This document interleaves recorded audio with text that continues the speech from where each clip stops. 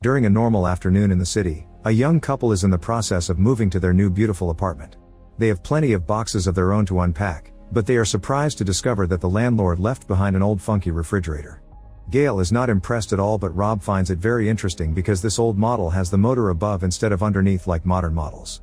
He explains that hot air rises, so it does not make sense to put the motor underneath the refrigerator because it allows the hot air to go up in the machine, but Gail does not care and just agrees to whatever he says to humor him.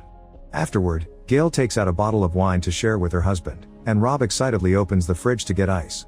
He discovers that the freezer is full of old disgusting frost and compares it to Superman's fortress of solitude. After pulling with all his strength, he manages to barely get just a little ice cube out of it. Then the couple shares a toast to their new life together, but before Rob can take a sip of his drink, he notices there is something weird inside the ice.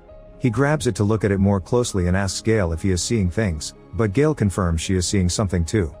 To be sure, she grabs a magnifying glass for a better inspection and confirms that inside the cube there is a miniature mammoth with various spears piercing its body. Wondering if there are more things like this, Gail opens the freezer again and quickly takes out all the things left by the landlord, only to be shocked by what she finds. Rob soon joins her and confirms that apparently they have a tiny lost civilization living in their refrigerator. Right there on the ice, there is a whole medieval city with tiny little people living their daily lives and not noticing the two giants that keep watching them as if they were a movie. These little people also move incredibly fast as they continue to build their city and work hard to achieve progress. Gail points out that this does not make any sense, explaining that this is an early medieval city but woolly mammoths died thousands of years before the medieval ages. Rob does not understand much about history, so he just agrees to humor her. Afterward, Rob decides to bury the little frozen mammoth in a pot of dirt. It seems this has made him very sad, so Gail tries to cheer him up by saying the tiny animal will be good fertilizer, but Rob thinks it is too soon for jokes. Soon curiosity gets the better of them and the couple checks the freezer again, only to be shocked by what they find next. The tiny civilization has evolved at a drastic speed and it is now going through the Industrial Revolution, which includes all kinds of buildings like factories and roads getting built all over the ice and filling the freezer with smoke. Since the couple had only been gone for 10 minutes but decades passed for their little people, Gail reaches the conclusion time moves faster inside the freezer, and Rob is disappointed when he realizes they have missed the Renaissance period. As Rob watches two little men sitting next to a building under construction, he finds himself wondering if the tiny people see him and Gail as gods.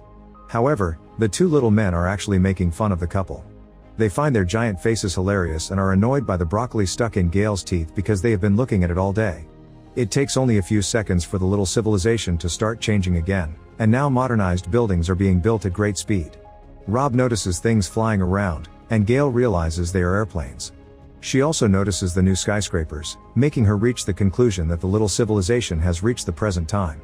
Rob agrees when he notices a Starbucks store, confirming this brand truly shows up everywhere. Then Rob notices something strange and comes closer for a better look. At that moment, a missile falls in the middle of the city and explodes, blinding Rob and making him back away until he falls to the floor. While screaming can be heard coming from the freezer, Gail rushes to Rob's side to help him calm down. But Rob continues to panic as he points out actual nukes are blowing up in their freezer. However, Gail cannot take him seriously because Rob looks like a huge tomato and it makes her laugh, so she hands him a toaster for him to see how ridiculous he looks. Inside the freezer, huge nuclear bombs continue to explode. Rob notices things are getting worse, yet the couple can only stare as the little civilization is taken over by violence, screams, and more explosions.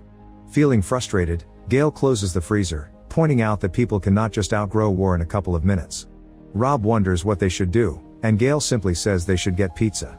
Later in the evening, the couple enjoys their pizza for dinner while trying to wait patiently, but eventually Rob cannot take it anymore and says they should open the freezer again.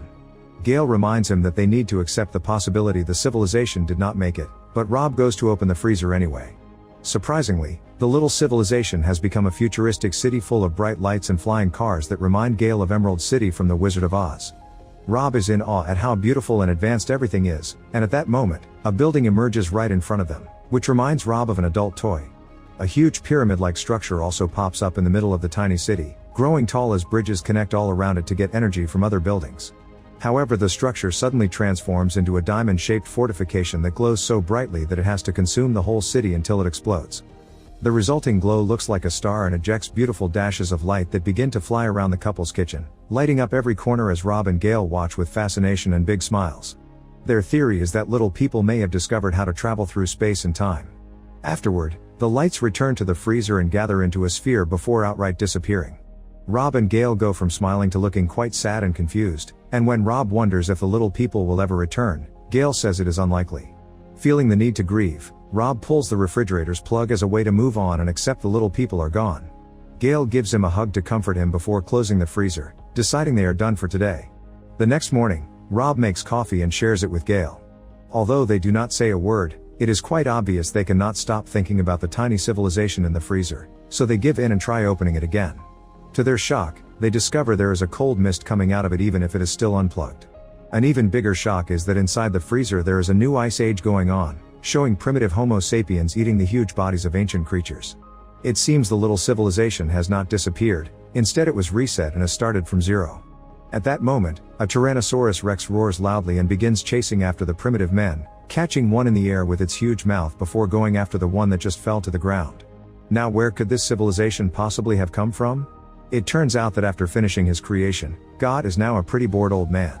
He sits in his fancy office all day and admires the small version of Earth he is on his table, where primitive people are living among large animals and plants. God is in the middle of a book when his butler Jeffrey asks him about it, so God explains he is happy because he has found a recipe for a black hole. At that moment, God notices that people on his tiny Earth are advancing pretty quickly, and at first he finds it quite amusing. However, when the primitive men discover how to make fire by rubbing some sticks and rocks, God gets angry because he should be the one to give them such a power. He wonders what period it is on Earth, and Jeffrey explains that they should still be 200,000 years away from getting fire according to plan. Furious, God orders Jeffrey to put out the fire, and Jeffrey immediately blows at the tiny people on the table. From the little guy's point of view, this is a very powerful wind and they quickly lose the fire, which makes them feel helpless. God feels satisfied and goes back to his book while complaining about how much humans annoy him. Then God orders Jeffrey to drive the little people into a cave, so Jeffrey swipes his hand over the small Earth's ground, which scares the elephants. These huge animals begin running around and frighten the humans, who also run to hide in a cave as God points out that it would be good to shrink their brains. Soon the tiny people come out again to start a ritual dance that should bring rain. God curses them, not understanding why humans are unhappy now. Jeffrey explains that they forgot to turn off the drought on Earth, so God sighs and lets Jeffrey give them some water. Jeffrey is surprised that God is being merciful for a change, then he proceeds to throw some water on the small Earth with his spray bottle. The little people raise their hands to celebrate the rain, but God can only laugh at their reaction. Next, God asks Jeffrey to spray the humans again and again so he can keep laughing at their weird behavior. Once he is satisfied, God returns to his book while ordering Jeffrey to release a plague. Shocked by this sudden change in God's mood, Jeffrey picks up an antique box to retrieve a very creepy-looking vial. After looking at God for confirmation, Jeffrey pours a plague from the vial, and the tiny people immediately begin to feel incredibly sick and die. God admires the horrors he has caused with a blank face, then he simply returns to his book. Make sure to subscribe and turn on notifications so you can watch more videos like this. Thanks for watching.